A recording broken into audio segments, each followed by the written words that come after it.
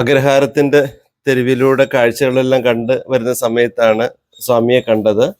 സ്വാമിയുടെ പേര് ഗണേശൻ എന്നാണ്.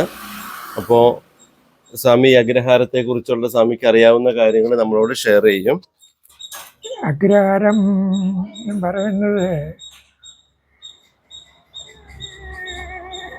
ഇത് ഒരു 500-600 കൊല്ലം മുമ്പേ തമിഴ്നാട്ടിൽ നിന്ന് വന്നവർ മൈഗ്രേറ്റ് ചെയ്ത് വന്നതാണ്. ഇതൊക്കെ ഈ ലാൻഡൊക്കെ നമ്മുടെ വിശ്വനാഥ സ്വാമി ക്ഷേത്രത്തിൻ്റെ ആയിരുന്നു.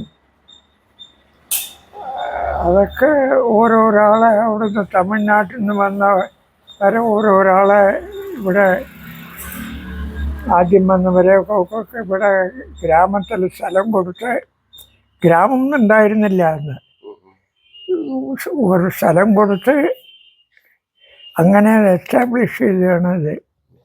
ഇപ്പൊ അഗ്രഹാരത്തിൽ ഏകദേശം എത്ര കുടുംബങ്ങൾ താമസിക്കുന്നുണ്ട്? അഗ്രഹാരം എന്ന് പറയുന്നത് ഇത് കൽപ്പാത്തി എന്ന് പറയുന്നത് ഒരു 600-700 ഉണ്ട്. 4 വില്ലേജാണ്. പുതിയ കൽപ്പാത്തി, പഴയ കൽപ്പാത്തി, ചാത്തപ്പുരം, ഗോവിന്ദരാജപുരം, അങ്ങനെ 4 ഗ്രാമത്തിലും ചേർന്നിട്ട് ഒരു 600-700 പേരുണ്ടാവും. ഇവിടെ തന്നെ 150-140 വീടൊന്നുമുണ്ട്. പക്ഷേ ഒക്കെ തമിഴ്നാട്ടിൽ നിന്ന് മൈഗ്രേറ്റ് ചെയ്ത് വന്നവരുണ്ടാവുന്നതാണ്. അതൊക്കെ എന്ന് പറയുമ്പോൾ എല്ലാ പ്രൊഫഷനിലും ഉണ്ടായിരുന്നു. അസ്ട്രോളജി, പിന്നെ റിലീജിയസ്, അങ്ങനെയൊക്കെ പല ആൾക്കാരും വന്നിട്ടുണ്ട്. അത് അവരെ ഹെൽപ്പ് ചെയ്യാൻ വേണ്ടിയിട്ടാണ് ബാക്കി സബർബൻ ഏരിയയിൽ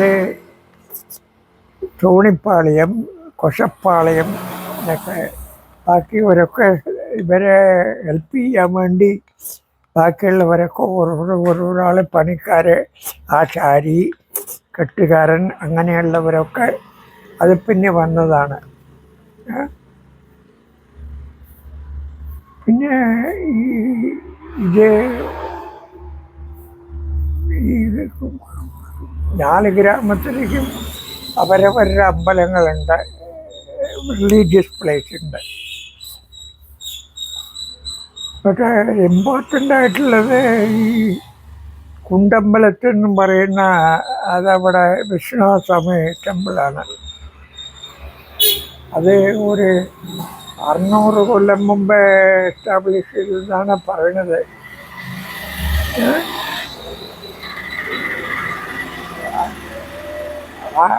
അപ്പോൾ അതിൽ ഇമ്പോർട്ടൻ്റ് ആയിട്ടുള്ളത് ഈ കാർ ഫെസ്റ്റിവലാണ്. അത് നവംബർ മാസം വരും, 10 ദിവസം അത് ഫെസ്റ്റിവൽ. അതും കുറച്ചു കാലമായിട്ട് നടക്കുന്നുണ്ട്. അതിൽ പാലക്കാടുകാരൊക്കെ പാർട്ടിസിപ്പേറ്റ് ചെയ്യും. അതാണ് അത് കേവലം ഒരു ബ്രാഹ്മൺസിൻ്റെ ഫങ്ഷനോ അങ്ങനെയൊന്നുമല്ല. പക്ഷേ റിലീജിയസ് ആസ്പെക്റ്റൊക്കെ ബ്രാഹ്മിൻസ് ഇതൊക്കെ ചെയ്യുന്നുണ്ട്. ബാക്കി കച്ചവടക്കാരവരൊക്കെ എല്ലാം നിറയെ പേര് വരുന്നുണ്ട്. അവർക്ക് വല്ലതും തൊഴിൽ കിട്ടും, പണവും സമ്പാദിക്കാം. അപ്പോൾ അതുപോലെ ഒരു ഫെസ്റ്റിവലാണത്.